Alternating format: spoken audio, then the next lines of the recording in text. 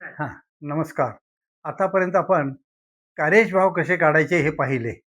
परंतु आता कार्येशभाव पाडताना कृष्णमूर्तीने आणखी एक सांगितलेलं आहे, की प्रत्येक ग्रह, नक्षत्र, उपनक्षत्र त्याला सब लॉर्ड म्हणतो आपण आणि त्यांचा सब लॉर्डचा नक्षत्र स्वामी. ह्यालाच 4 स्टेप थिअरी म्हटलं जातं. म्हणजे कृष्णमूर्तीने असं सांगितलेलं आहे, की ग्रहांच्या पेक्षा नक्षत्र स्वामी कार्य करत असतो. आता नक्षत्र पाहायचं झालं, तर आता उदाहरणार्थ आता एक कुंडली तुम्हाला देत आहे. त्याच्यामध्ये नक्षत्र, उपनक्षत्र सगळं आहे आणि त्याच्यावरून आपण एकदा प्रयत्न करू. हं, हां. आता हे पहा, ही कुंडली आहेत. हां, हां.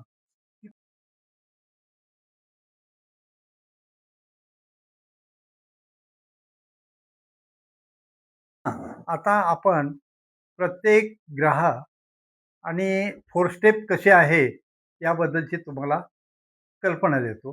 प्रत्येक ग्रह हा नक्षत्र स्वामी, आणखी सब आणि त्याचा नक्षत्र स्वामी याला 4 स्टेप आपण म्हणतो.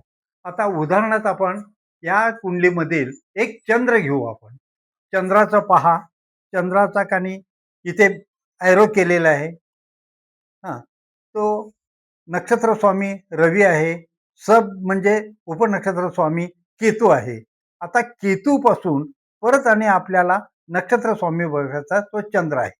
थोडक्यात थोडक्यात रवी नाही चंद्र, रवी, केतू आणखी चंद्र असे हे 4 टप्पे झाले.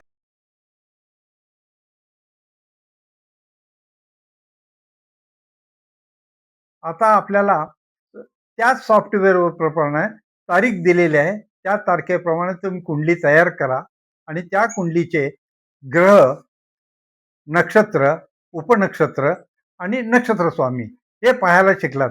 त्यामध्ये आडवी ओळ असते ती आपण उभी मांडले ना, त्याच्यात फार अगदी सिम्प्लिफाईड होतं आणि सोपं होतं.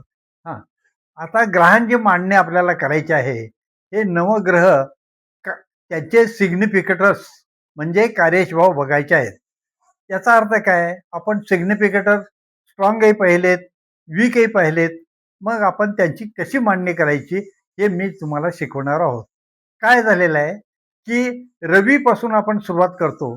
परंतु कृष्णमूर्ती पद्धतीमध्ये किंवा आणखी ज्योतिषशास्त्रामध्ये सुद्धा केतूपासून सुरुवात करतात. केतू, शुक्र, रवी, चंद्र, मंगळ, राहू आणि गुरु, शनी, बुध याप्रमाणे मांडणी करायची आहे.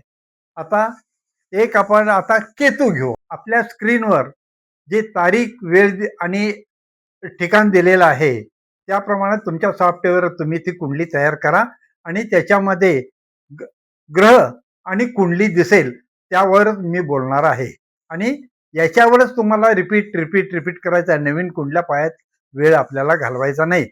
हां, तुमचं हां, ज्ञान वाढेल, लौकिक वाढेल.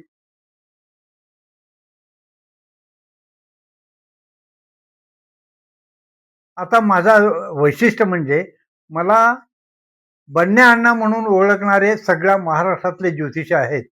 फक्त त्यांची माझी डायरेक्ट ओळख नसते, पण माझे वेगवेगळे आर्टिकल्समुळे मी सगळ्यांच्यापर्यंत पोहोचलेलो आहोत. चला, आता आपण स्ट्रॉंग सिग्निफिकेटर्स कसे काढायचे म्हणतात. यालाच बलवान कार्यश म्हणतात आणि काही लोक प्रबळ कार्यश म्हणतात. One in same thing. आलं लक्षात? आता बलवान कार्यश काढताना आपण आता एक तुम्ही म्हणाल, की माझ्याकडे सॉफ्टवेअर नाही काय करू? एक ₹5-50 देऊन तुम्ही कुठूनही ते सॉफ्टवेअर त्या ह्याच्याप्रमाणे तुम्ही काढून आणू शकता आणि त्याच्यावर आपल्याला अभ्यास करायचा आहे. म्हणजे सॉफ्टवेअरसाठी तुम्ही 5-50 हजार रुपये घाला असं मी काही म्हणणार नाही. चला, आता आपण स्ट्रॉंग सिग्निफिकेटर पाहायचं. तर स्ट्रॉंग सिग्निफिकेटर म्हणजे पहिला नियम, ज्याच्या नक्षत्रात ग्रह आहेत तो विकर असतो म्हणजे दुय्यम कार्यश असतो आणि ज्याच्या नक्षत्रात ग्रह नसेल तो स्ट्रॉंग सिग्निफिकेटर असतो. तसेच आणखी एक त्याच्यात पोटात एक नियम आहे, की ग्रहांच्या मध्ये ग्रह असेल, उदाहरणार्थ रवी समोर रवी आहे, तर मग आता काय करायचा? मग तो दुय्यम आहे का? नाही, तो स्ट्रॉंग सिग्नल, तोही स्ट्रॉंग सिग्निफिकेटर होतो. तर याप्रमाणे आता तुम्हाला मी प्रॅक्टिकल सांगतो त्याप्रमाणे करा. आता हे पहा, रवी 16, रवीच्या खाली चंद्र आहे.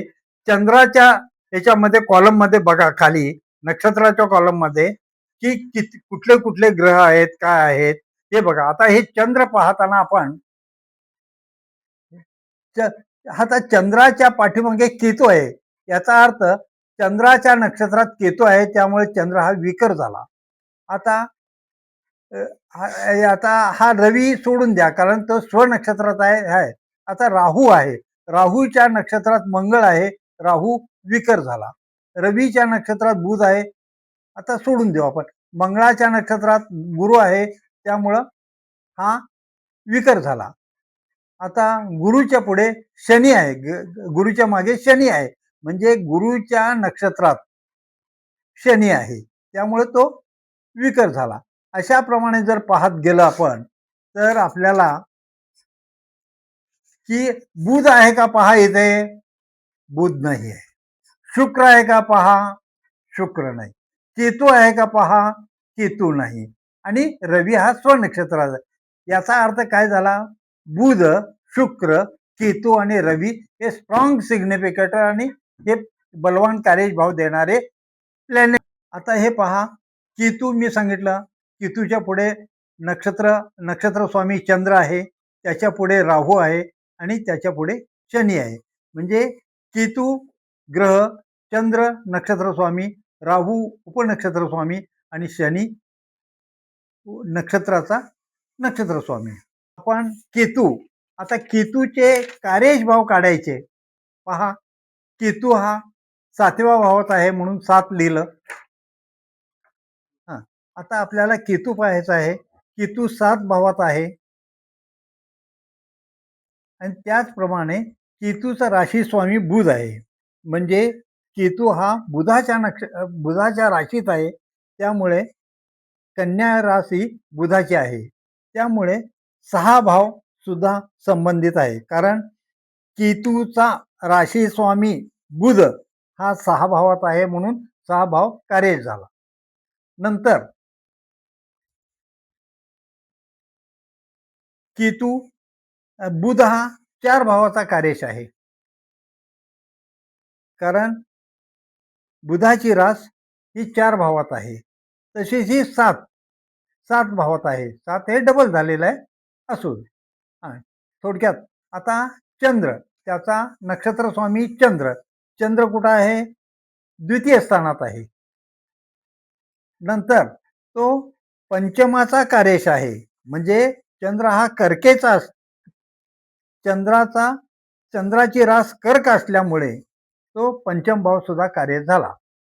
आता त्याच्यानंतर की चंद्राचा नक्षत्र स्वामी नाही, सॉरी, चंद्राचा सब, केतूचा सब राहू आहे आणि राहूचे सिग्निफिकेटर बघताना की राहू हा पहिल्या घरात आहे. हा बघा, पहिल्या घरात आहे.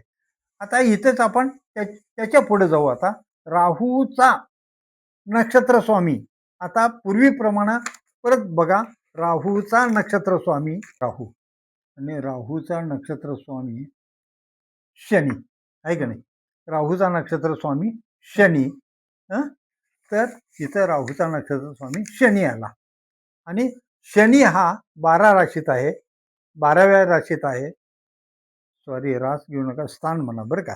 12व्या भावात आहे आणि तो लाभाचा कार्यश आहे, म्हणजे 11.